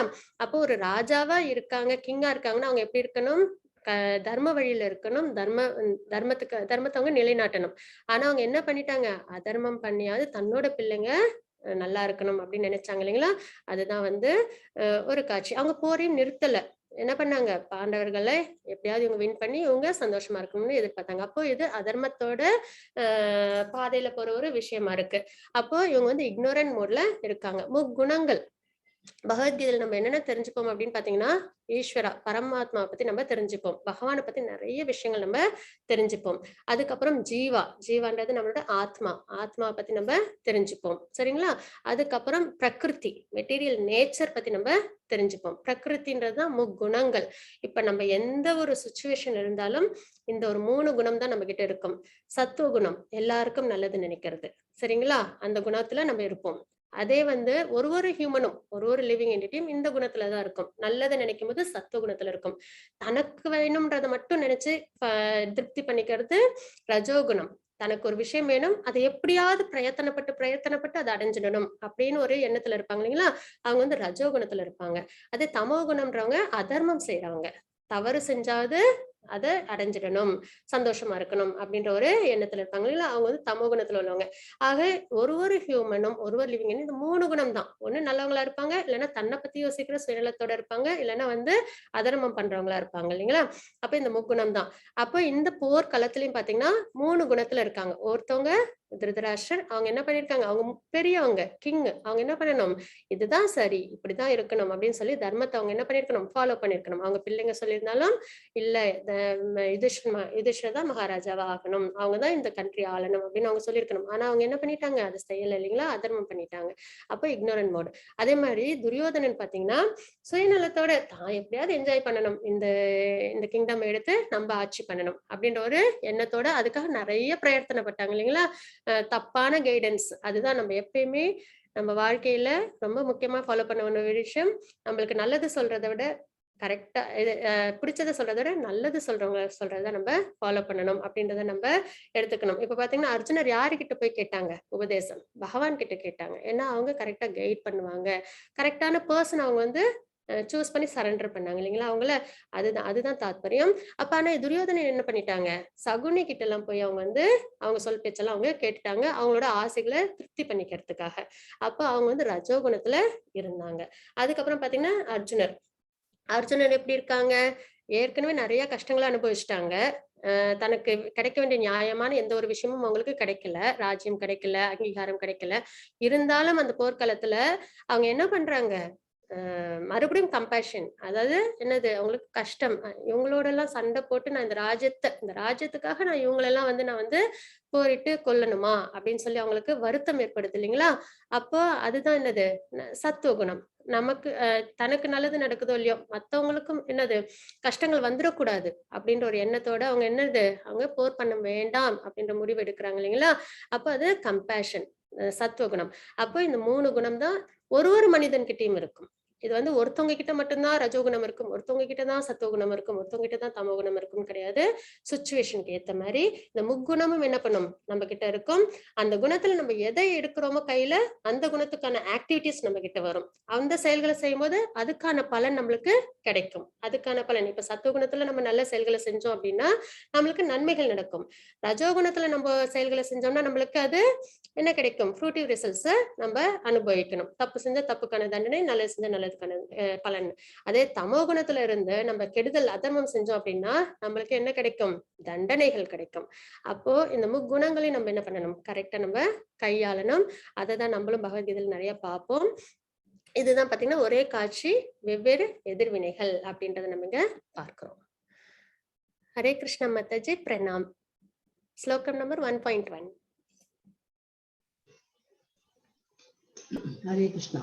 धृतराष्ट्र उवाच धर्मक्षेत्रे कुरुक्षेत्रे समवेतायुयुत्सवः मामका पाण्डवाश्चैव किमकुर्वत सञ्जय। हरे कृष्णा। திருதராஷ்டிரர் கூறினார், புண்ணிய யாத்திரை தலமான குருட்சேத்திரத்தில் போர் புரிய விருப்பம் கொண்டு ஒன்று கூடிய பிறகு என் மகன்களும் பாண்டுவின் புதல்வரும் என்ன செய்தனர் சஞ்சயனே அப்படின்னு சஞ்சயன் கிட்ட கேக்குறாங்க. சஞ்சயன் யாருன்னா காரியதரிசி, அதாவது திருதராஷ்டிரருக்கு தேரோட்டியாவும் இருந்தாங்க, அவங்களுக்கு ஒரு நல்ல ஃப்ரெண்டாவும் இருந்தாங்க இல்லைங்களா. அப்ப அவங்க கிட்ட கேக்குறாங்க, புண்ணிய கஷேத்திரம் குருட்சேத்திரம்ன்றது புண்ணியமான கஷேத்திரம், ஒரு நல்ல ஒரு விஷயங்கள் யாக யஜ்ஞங்கள் பண்ணணும், தர்மமான ஒரு விஷயம் செய்யணும் அப்படின்னா தேவர்களும் இங்க வந்து ஒரு இடம் வேணும் அப்படின்னா அது எந்த இடத்துல பண்ணுவாங்கன்னு பாத்தீங்கன்னா குருட்சேத்திரத்துல பண்ணுவாங்க. அப்ப அங்கதான் போர் நடக்குது இல்லைங்களா. அப்போ அது இதுவே வந்து என்னது திருதராஷ்டிரருக்கு ஒரு பயம். ஏன்னா குருட்சேத்திரம்ன்றது தர்மம் தான் செழிச்சிருக்கும் அந்த இடத்துல போர் நடக்குதுன்னும் போதே அவங்களுக்கு என்ன ஆயிடும், பயம் வந்துடும். நம்ம பிள்ளைங்க அதர்மம் பண்றாங்களே அவங்களால வின் பண்ண முடியுமான்னு ஒரு பயம் வந்துடும். அதனாலதான் அதை இங்கேயும் சுட்டி காட்டுறாங்க. புண்ணிய யாத்திரை தலமான குருட்சேத்திரத்தில் போர் புரிய விருப்பம் கொண்டு ஒன்று கூடிய பிறகு என் மகன்களும், இங்கே அவங்களோட அந்த ஒரு சுயநலமான எண்ணம் தெரியுது இல்லைங்களா, என் மகன்கள்னு சொல்றாங்க. ஆக்சுவலா பாண்டு இல்ல, அப்ப அவங்க என்ன பண்ணணும், பாண்டுவோட பிள்ளைகளையும் தன்னோட பிள்ளைகளை அவங்க பார்த்திருக்கணும். ஏன்னா இது வந்து இப்ப கலியுகம் கூட கிடையாது, துவாபர யுகம் இல்லைங்களா. அப்ப என்ன பண்ணுவாங்க, தர்மம் இன்னுமே அதிகமான ஒரு நிலையில இருந்திருக்கு. அப்ப அங்கேயே என்ன ஆயிடுச்சு, என் மகன்களும் பாண்டுவின் புதல்வரும் என்ன செய்தனர் சஞ்சயனே அப்படின்னு வந்து கேக்குறாங்க. இதுல திருதராஷ்டிரோட மனநிலை என்ன அப்படின்றத நம்மளால ஓரளவுக்கு புரிஞ்சுக்க முடியுது. பயமும் இருக்கு, அதே சமயத்துல சுயநலம் தன்னோட பிள்ளைகளுக்கு என்ன நடக்கும் அப்படின்றதை அவங்க தெரிஞ்சுக்கிறதுல ஒரு ஆர்வம் வச்சிருக்காங்க அப்படின்றது தெரியுது. சஞ்சயர் வந்து திருதராஷ்டிரருக்கு கண்ணு தெரியாது இல்லைங்களா, அதனால அவங்களுக்கு போர் நடக்கிற இடத்துல என்னென்னலாம் நடக்குது அப்படின்றத சொல்றதுக்காக வேதவியாசர் என்ன பண்ணாங்க, சஞ்சயருக்கு ஞான திருஷ்டி கொடுத்தாங்க. அதை பார்த்து என்ன பண்ணாங்க, சஞ்சயர் வந்து திருதராஷ்டிரருக்கு எக்ஸ்பிளைன் பண்ணிட்டு இருந்தாங்க.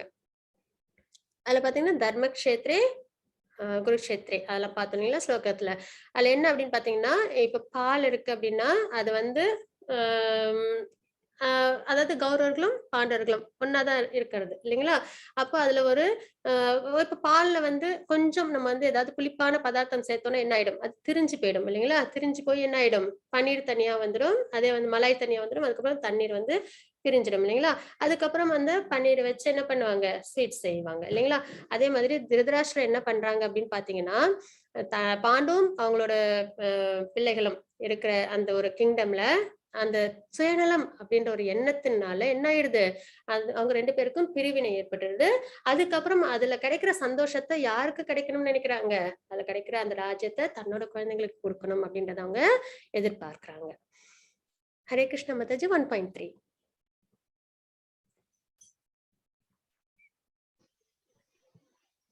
पश्येतां पाण्डुपुत्राणाम् आचार्य महतीं च मूं यूडां द्रुपदपुत्रेण तव शिष्येण धीमता. ஹரே கிருஷ்ண மாதாஜி. என் ஆசிரியரே, இதோ பாண்டுவின் மகன்களின் பெரிய படையை உங்கள் புத்திசாலித்தனமான சீடரான துருபதாவின் மகனால் திறமையாக ஏற்பாடு செய்யப்பட்டுள்ளது. இதுல பாத்தீங்கன்னா இவங்களோட மனநிலை எப்படி இருக்கு அப்படின்னு பாத்தீங்கன்னா, இவங்க என்ன பண்றாங்க, நேரா போய் துரோணாச்சாரியர்கிட்ட பேசுறாங்க. அவங்களோட குரு துரோணாச்சாரியர் இருக்காங்க இல்லைங்களா, அவங்க கிட்ட போய் கேக்குறாங்க, பாண்டுவின் மகன்களின் பெரிய படை. அவங்க என்ன சொன்னாங்க, பாண்டவர்களோட படைகளை பத்தி அவங்க விவரிக்கிறாங்க. உங்கள் புத்திசாலித்தனமான சீடரான யாரு, திருஷ்டத்யுமன் இல்லைங்களா, அவங்கதான் என்ன பண்றாங்க, பாண்டவர்களோட படையை அவங்க கைட் பண்றாங்க. அப்போ துருபதனின் மகன் யார், திருஷ்டத்யுமன். துருபதன் மகன் அப்படின்னு சொல்றாங்க. என்ன அர்த்தம் அப்படின்னு பாத்தீங்கன்னா, துரோணாச்சாரியருக்கும் துருபதனுக்கும் என்ன ஆயிடும், ஃபர்ஸ்ட் அவங்க 2 பேரும் நல்ல ஃப்ரெண்ட்ஸா இருந்தாங்க, அதுக்கப்புறம் அவங்களுக்குள்ளார ஒரு மனஸ்தாபம் ஏற்பட்டுரும். அதனால அவங்க வந்து என்ன பண்றாங்க, பிரிஞ்சிருவாங்க. அப்போ ஒரு சில விஷயங்கள்லாம் நடக்கும். அதுல வந்து துருபதன் வந்து கொஞ்சம் வீழ்ச்சி அடைஞ்சிருவாங்க. அதனால அவங்களுக்கு ஏற்பட்ட கோபத்துல அவங்க என்ன பண்ணாங்க, ஒரு பெரிய வேள்வி ஒண்ணு ஏற்படுத்துவாங்க. அதுல இருந்து திருஷ்டத்யுமனும் திரௌபதியும் அவங்களுக்கு கிடைப்பாங்க இல்லைங்களா. அப்ப அந்த திருஷ்டத்யுமனை எதுக்காக அவங்க வந்து அந்த வேள்வி வளர்த்து அவங்க வந்து எடுத்துக்கிறாங்க அப்படின்னு பாத்தீங்கன்னா, துரோணாச்சாரியரை அவங்க வந்து அழிக்கிறதுக்காக தான் அந்த வேள்வியை அவங்க பண்ணாங்க. அப்போ இந்த இடத்துல சொல்லி காமிக்கிறாங்க, யாரு, துரியோதனன் சொல்லி காமிக்கிறாங்க, துருபதாவின் மகனால், அதாவது உங்களோட எனிமியோட பையனால திறமையாக ஏற்பாடு செய்யப்பட்டுள்ளது. யாரோட ஆர்மி, பாண்டவர்களோட ஆர்மி.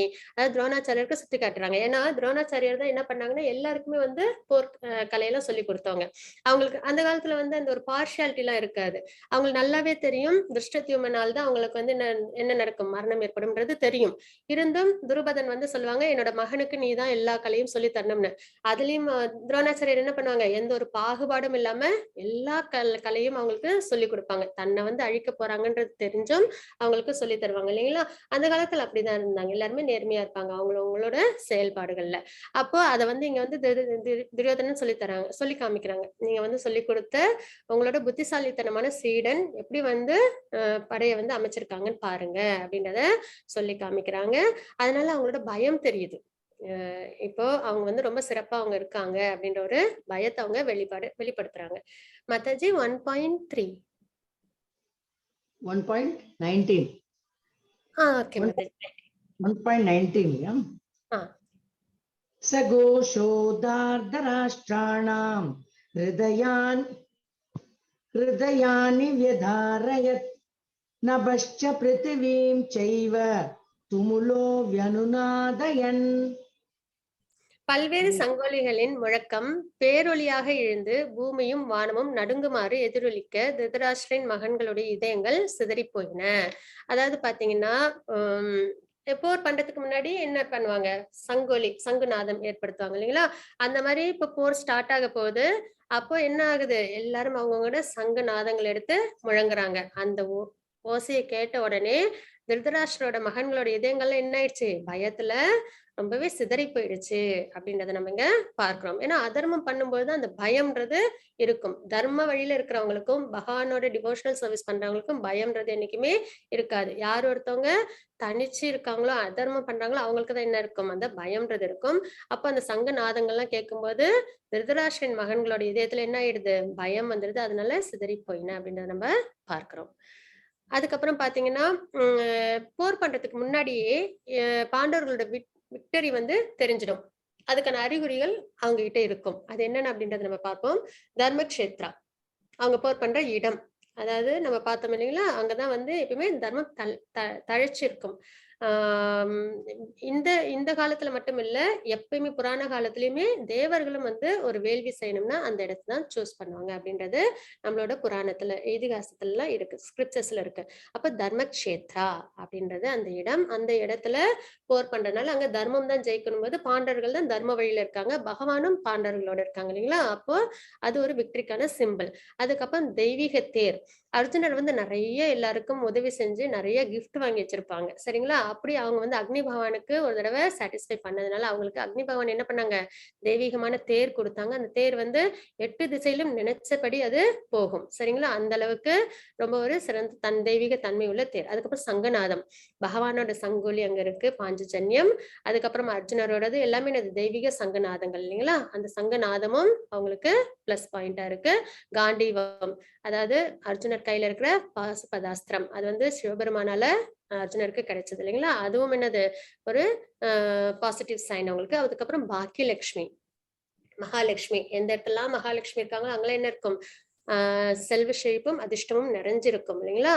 அவங்க வந்து காடஸ் ஆஃப் ஃபார்ச்சூன் சொல்லுவோம். மகாலட்சுமி இருக்கிற இடத்துல செல்வம் நிறைஞ்சிருக்கும், சந்தோஷம் எல்லாமே அமைஞ்சிருக்கும்ன்றது பார்ப்போம். அப்போ பகவான் எங்க இருக்காங்களோ அங்கதான் மகாலட்சுமியும் இருப்பாங்க. அவங்களோட திருமார்புல தான் யார் இருப்பாங்க, மகாலட்சுமி இருப்பாங்க. சோ பகவான் இருக்காங்க, அங்க மகாலட்சுமியும் இருக்காங்க. அதுக்கப்புறம் ரிஷிகேஷா, ரிஷிகேஷான்றது பகவானோட ஒரு பெயர் சரிங்களா. அதாவது சென்சஸ கண்ட்ரோல் பண்றாங்க அப்படின்றதுதான் ரிஷிகேஷா அப்படின்ற பெயர். பகவானும் யாரோட இருக்காங்க, அர்ஜுனரோட பாண்டவர்களோட இருக்காங்க. அப்ப இது எல்லாமே என்னது, அவங்களுக்கான போர்ல வெற்றி பெறதுக்கான அறிகுறிகள் அப்படின்னு பார்க்கிறோம். இது தாண்டி முன்ன இருக்கு என்ன அப்படின்னு பாத்தீங்கன்னா, இந்த கொடி இருக்கு இல்லைங்களா, இது வந்து கபித் வச்சா அப்படின்னு வந்து சொல்லுவோம். கபித் வச்சா அப்படின்னு சொல்லுவோம். இந்த கொடியில யார் இருப்பாங்கன்னு பாத்தீங்கன்னா ஹனுமன் இருப்பாங்க. ஹனுமன் என்ன பண்ணாங்க, ராமருக்கு பக்கபலமா இருந்தாங்க. சீதை வந்து ராவணன் தூக்கிட்டு போனப்ப ஹனுமன் என்ன பண்ணாங்க, ராமருக்கு உதவியா இருந்து தர்மத்தை நிலைநாட்டினாங்க இல்லைங்களா. சீதையை வந்து அவங்க கிட்ட கொண்டு வந்து கொடுத்தாங்க, எங்க இருக்காங்கன்னு கண்டுபிடிச்சு. அப்போ பகவானுக்கு அவங்க என்ன பண்ணாங்க, பக்கபலமா இருந்தாங்க. அதே மாதிரி இப்ப அர்ஜுனரும் என்ன பண்றாங்க, இப்ப அதர்மம் தலை தூக்கி இருக்கு. அப்போ தர்மத்துக்காக அர்ஜுனர் என்ன பண்றாங்க, போராடுறாங்க இல்லைங்களா. அப்ப இவங்க 2 பேருமே ஒரே எண்ண ஓட்டத்துல இருக்காங்க. அப்ப ஹனுமன் இருக்கிற இடத்துல கண்டிப்பா என்ன இருக்கும், வெற்றி நிச்சயமா இருக்கும். அப்போ இந்த பிளாக் கபித் வச்சா, இந்த பிளாகும் என்னது, ஒரு வெற்றியோட அறிகுறி. அதுக்கப்புறம் பாத்தீங்கன்னா இந்த இது பகவத்கீதை இந்த போர் நடக்க ஸ்டார்ட் பண்ண நாள் வந்து மோக்ஷதா ஏகாதசி அப்படின்ற நாள்லதான் வந்து இந்த போர் வந்து ஸ்டார்ட் ஆச்சு. அதுவும் வந்து ஒரு சிறந்த ஒரு விஷயம். ஏன்னா ஏகாதசின்றதே பகவானுக்கு உகந்த நாள். அதுக்கப்புறம் பாத்தீங்கன்னா சக்த ஜீவிதா அப்படின்ற ஒரு விஷயம். துரியோதனனோட பயமே வந்து என்னது, பாண்டவர்களோட வெற்றி. அதுதான் அங்க தாத்பரியம். ஏன்னா துரியோதனன் என்ன சொல்லுவாங்க அப்படின்னு பாத்தீங்கன்னா, எனக்காக உயிரை கொடுக்கறதுக்கு இங்க நிறைய பேர் இருக்காங்க அப்படின்னு சொல்லுவாங்க. அத வந்து அப்பயும் அவங்களுக்கு தெரிஞ்சு போச்சு, அவங்க படையில உள்ளவங்க எல்லாரும் இறப்பாங்க அப்படின்றது. ஏன்னா தேவர்கள் எப்பயுமே தத்தாஸ்துன்னு சொல்லுவாங்க. அதனாலதான் நம்ம வார்த்தைகளை நம்ம நல்ல விதமா நம்ம பயன்படுத்தணும். அதுதான் ரொம்பவே சிறந்த ஒரு விஷயம். அப்ப துரியோதனன் என்ன சொல்லுவாங்க அப்படின்னு பாத்தீங்கன்னா, எனக்காக உயிரையும் கொடுக்கறதுக்கு என் பக்கம் நிறைய பேர் இருக்காங்கன்னு சொல்லுவாங்க. அப்போ அதுல ஒரு பயமும் ஏற்படுது இல்லைங்களா. அந்த பயமே என்னது, பாண்டவர்களுக்கான வெற்றி அப்படின்றத பார்க்கிறோம். சக்த ஜீவிதா அப்படின்னு அதை நம்ம சொல்லுவோம். அப்ப இதெல்லாம் பாண்டவர்களோட வெற்றிக்கான சிம்பிள்ஸ் அப்படின்னு பார்க்கிறோம். அதுக்கப்புறம் அர்ஜுனர் வந்து போர் பண்ண மாட்டேன் அப்படின்னு சொன்னாங்க இல்லைங்களா. அப்ப அதுக்கான விஷயம் காரணங்கள் என்ன அப்படின்னு பாத்தீங்கன்னா இரக்கம், கம்பேஷன். எல்லாருக்கும் கெடுதல் ஏற்படுமே. போர் நடந்தா சந்தோஷம் இருக்குமா? கிடையாது. கண்டிப்பா எல்லாருக்கும் கஷ்டங்கள் தான் ஏற்படும்.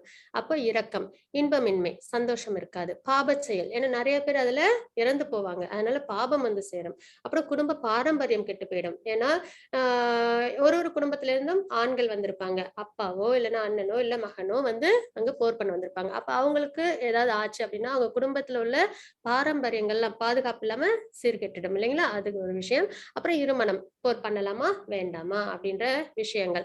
அப்ப இது எல்லாமே என்ன ஆயிடுச்சு, அர்ஜுனருக்கு கவலைகள் கொடுக்கிற விஷயமா இருக்கு. இரக்க குணம், இன்பமின்மை, பாபச் செயல், குடும்ப பாரம்பரியம், இருமனம். இதுதான் வந்து அர்ஜுனருக்கான கவலைகள். மாதாஜி 1.28. अर्जुन उवाच दृष्ट्वेमं स्वजनं कृष्ण युयुत्सुं समुपस्थितं सीदन्ति मम गात्राणि मुखं च परिशुष्यति. அர்ஜுனன் கூறினார், எனது அன்பு கிருஷ்ணரே, போரிடும் உணர்வுடன் என் முன் கூடியுள்ள எனது நண்பர்களையும் உறவினர்களையும் கண்டு என் உடல் அங்கங்கள் நடுங்கி வாய் உலர்வதை உணர்கின்றேன். ஏன்னா அங்க இருக்கிறவங்க எல்லாருமே இவங்களோட ரிலேட்டிவ்ஸ் இல்லைங்களா? இது இந்த ஸ்லோகங்கள் அப்படி வரிசையாவும் சொல்லுவாங்க யார் யாரெல்லாம் இருக்காங்கன்னு. அப்படி பாத்தீங்கன்னா அவங்களோட பிரதர்ஸ், கௌரவர்கள் என்னது அவங்களோட சகோதரர்கள் தான். அப்புறம் பீஷ்ம தேவர், துரோணாச்சாரியர் இருப்பாங்க. அது இல்லாம இவங்க குந்தியோட ரிலேட்டிவ்ஸும் அங்க வந்து இருப்பாங்க. அதுக்கப்புறம் கிராண்ட் சன்ஸ் இருப்பாங்க. அப்புறம் அவங்களோட மகன்கள்லாம் இருப்பாங்க. அப்புறம் அவங்களுக்கு வெல்விஷர்ஸ், ஃப்ரெண்ட்ஸ், இந்த மாதிரி நிறைய பேர் வந்து கௌரவர்கள் படையில அவங்க வந்து சேர்ந்திருப்பாங்க. இப்ப சல்யன் அப்படின்னு பாப்பீங்க இல்லைங்களா? அவங்க எல்லாமே யாரு, பாண்டவர்களோட உறவினர்கள் தான். ஆனா ஒரு சில தவிர்க்க முடியாத விஷயத்தினால அவங்கள என்ன பண்ணிடுறாங்க, கௌரவர்கள் பக்கம் அவங்களால போயிட முடியுது. அதனால இந்த மாதிரி எல்லாருமே அவங்களுக்கு ரிலேட்டிவ்ஸா இருக்கும்போது அந்த இடத்துல இவங்களை எல்லாம் வந்து அழிச்சிட்டு நான் வந்து சந்தோஷமா இருப்பேன் அப்படின்ற ஒரு இரக்கம் அர்ஜுனருக்கு ஏற்படுது. அதுதான் இங்க நம்ம பார்க்கிறோம். அர்ஜுனர் கூறினார், எனது அன்பு கிருஷ்ணரே, போரிடும் உணர்வுடன் என் முன் கூடியுள்ள எனது நண்பர்களையும் உறவினர்களையும் கண்டு என் உடல் அங்கங்கள் நடுங்கி வாய் உலர்வதை உணர்கின்றேன் அப்படின்றத இங்க நம்ம பார்க்கிறோம். மாதாஜி 1.31. 31. Okay. न च शक्नोम्यवस्थातुं மாதாஜி न च श्रेयोनुपश्यामि हत्वा स्वजनमागवे न काङ्क्षे विजयं कृष्ण न च राज्यं सुखानि च. हरे कृष्ण. ஹரே கிருஷ்ணா. சொந்த உறவினரை இப்போரில் கொல்வதால் என்ன நன்மை வரும் என்பதை என்னால் காண முடியவில்லை. எனது அன்பு கிருஷ்ணரே, இதில் பெறக்கூடிய வெற்றியோ ராஜ்யத்தையோ இன்பத்தையோ நான் விரும்பவில்லை. ஏன்னா இப்ப நம்ம நல்லா ஏர்ன் பண்றோம் அப்படின்னா கூட அதை நம்ம என்ன பண்ணுவோம், நம்ம ஃபேமிலியோட என்ஜாய் பண்ணணும்னு நினைப்போம் இல்லைங்களா? அப்படின்னும் போது அர்ஜுனர் என்ன நினைக்கிறாங்க, இங்க எனக்கு இந்த ராஜ்யம் கிடைக்குது, இந்த வெற்றி கிடைச்சதுன்னா கூட இப்ப பீஷ்மரும் துரோணரும் இல்ல அப்படின்ற பட்சத்துல அந்த ராஜ்யத்துல கிடைக்கிற சந்தோஷத்தை வச்சு நான் எப்படி அனுபவிப்பேன்? அவங்களெல்லாம் வந்து நான் வந்து வதம் பண்ணிட்டு அழிச்சிட்டு அதுல கிடைக்கிற வெற்றியிலும் ராஜ்யத்தையும் வச்சு நான் எப்படி சந்தோஷமா இருப்பேன்? அதனால எனக்கு என்ன சந்தோஷம் கிடைக்க போகுது அப்படின்றத பகவான் கிட்ட கேக்குறாங்க. இந்த 5 கொஸ்டினுமே வந்து முக்கியமான ஒரு விஷயங்கள். இதுல எல்லாமே வந்து நீங்க வந்து பாத்தீங்கன்னா பகவான் வந்து அடுத்த சாப்டர்ல, அதாவது செகண்ட் சாப்டர்ல இது எல்லாத்துக்கும் பகவான் வந்து அர்ஜுனருக்கு விளக்கங்கள் கொடுப்பாங்க. இரக்கம், இன்பமின்மை, பாப செயல், குடும்ப பாரம்பரியம், இருமனம், இல்ல இது எல்லாத்துக்குமே விளக்கங்கள் கொடுப்பாங்க. இப்போ இந்த ஃபர்ஸ்ட் சாப்டர்ல அர்ஜுனர் இந்த கொஸ்டின்ஸ் எல்லாம் பகவான் கிட்ட வைக்கிறாங்க.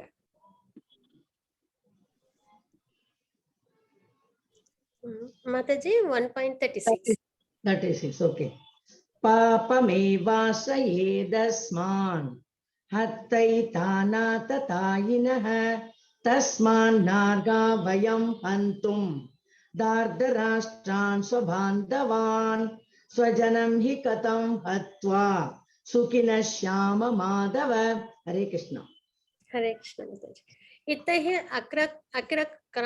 அக்கிரமக்காரர்களை கொல்வதால் நமக்கு பாபமே வந்து சேரும். ஏன்னா அவங்கள அதர்மம் செய்யறாங்க இல்லைங்களா? அவங்கள கொல்றதுனால பாபம் தானே வரும் நமக்கு. எனவே திருதராஷ்டிர மகன்களையும் நமது நண்பர்களையும் கொல்லுதல் நமக்கு சரியானதல்ல. அதிர்ஷ்ட தேவதையின் கணவரே கிருஷ்ணரே, நமது சொந்த உறவினரை கொலை செய்துவிட்டு நாம் எவ்வாறு மகிழ்ச்சி அடைய முடியும்? இதனால் நமக்கு என்ன லாபம் அப்படின்னு அர்ஜுனர் கேக்குறாங்க. ஏன்னா இங்க என்னது, அதாவது அதர்மம் செய்றாங்க. அதனால நம்மளும் அத வந்து செய்யலாம் அப்படின்றத விட, எப்பயுமே சத்துவ குணத்துல உள்ளவங்க என்ன பண்ணுவாங்க? அதர்மம் செஞ்சாலும் நம்ம தர்ம வழியில இருக்கணும் அப்படின்றதுல ரொம்பவே ஸ்ட்ராங்கா இருப்பாங்க இல்லைங்களா? இப்ப அர்ஜுனர் என்ன குணத்துல இருக்காங்க? சத்துவ குணத்துல இருக்காங்க நம்ம பார்த்தோம். அப்போ அதர்மம் செய்றவங்க திருதராஷ்டிர பிள்ளைகள். அப்படி இருக்கும் நம்மளும் கூட சேர்ந்து செய்யணுமா? அதனால நம்மளுக்கு பாபம் தானே வந்து சேரும் அப்படின்றத இங்க பகவான் கிட்ட முறையிடுறாங்க. மாதாஜி 1.45. यतिमां प्रतीकारम् अशस्त्रं शस्त्रपाणयः दार्द्राष्ट्रारणे हन्युः तन्मे क्षेमतरं भवेत्. हरे कृष्ण. ஹரே கிருஷ்ணா. ஆயுதமின்றியும் எதிர்த்து போரிடாமலும் இருக்கின்ற என்னை ஆயுதம் தாங்கிய திருதராஷ்டிரன் மகன்கள் போரில் கொன்றால் அது எனக்கு அதிக நன்மையை கொடுக்கும். அர்ஜுனர் எந்த அளவுக்கு இறக்க குணம்னு பார்த்தா, நான் வந்து ஆயுதத்தையே எடுக்க மாட்டேன். எடுக்காம இருந்து அவங்க என்னை போர்ல வந்து கொன்னா கூட என்னது எனக்கு அது நன்மையை கொடுக்கும். ஏன்னா எனக்கு பாபம் வந்து சேராது அப்படின்ற அவங்க வந்து ரொம்ப ஸ்ட்ராங்கா அவங்க நினைக்கிறாங்க. அத பகவான் கிட்டயும் அவங்க சொல்றாங்க. ஆயுதமின்றியும் எதிர்த்து போரிடாமலும் இருக்கின்ற என்னை ஆயுதம் தாங்கிய திருதராஷ்டிரன் மகன்கள் போரில் கொன்றால் அது எனக்கு அதிக நன்மையை கொடுக்கும் அப்படின்ற அளவுக்கு அவங்களோட சத்துவகுணம் மேலோங்கி இருக்கு அப்படின்றத நம்ம இங்க பார்க்கிறோம். மாதாஜி 1.46. सञ्जय उवाच एवमुक्त्वार्जुन संख्ये रतोपस्थ उपाविशत् विसृज्य सशरं चापं शोकसंविघ्नमानसः। ॐ तत्सदिति श्रीमद्भगवद्गीतासु उपनिषत्सु ब्रह्मविद्यायां योगशास्त्रे श्रीकृष्णार्जुनसंवादे अर्जुनविषादयोगो नाम प्रथमोऽध्यायः। सर्वं कृष्णार्पणमस्तु. हरे कृष्णा. ஹரே கிருஷ்ண மாதாஜி. பிரணாம். சஞ்சயன் கூறினார், போர்க்களத்தில் இவ்வாறு பேசிய அர்ஜுனன் தனது வில்லையும் அம்புகளையும் ஒரு புறம் எரிந்துவிட்டு ரதத்தில் அமர்ந்து விட்டான். அவனது மனம் சோகத்தால் மூழ்கியுள்ளது. இந்த மாதிரி தன்னோட எண்ண ஓட்டங்கள் எல்லாத்தையும் சொல்லிட்டு, என்னால போர் பண்ண முடியாது, எனக்கு போர் பண்ணணுமா பண்ணக்கூடாதான்னு தெரியல, ஆல்மோஸ்ட் முடியாது அப்படின்னு சொல்லி அர்ஜுனன் என்ன பண்றாங்க, அவங்களோட வில்லெல்லாம் அம்புகள்லாம் இதுல ரதத்துல போட்டு அமர்ந்துட்டாங்க அப்படின்றத சஞ்சயன் வந்து திருதராஷ்டிரருக்கு சொல்றாங்க அப்படின்றத நம்ம இங்க பார்க்கிறோம். இதுல பாத்தீங்கன்னா இன்னைக்கு நம்ம பார்த்ததுல ஃபர்ஸ்ட் சாப்டர்ல என்னெல்லாம் பார்த்தோம்னு பாத்தீங்கன்னா திருதராஷ்டிர விசாரணை, கிம் அக்குர்வத சஞ்சய, அதுதான் 1.1 ஸ்லோகத்துல பார்த்தோம். அங்க என்ன நடக்குது போர்க்களத்துல அப்படின்றது கேட்பாங்க. துரியோதனின் பயம், அவங்களோட துரியோதனன் எப்படி இருக்காங்க, பயந்துருக்காங்க. 1.2 to 11 வரைக்கும் இருக்கும்.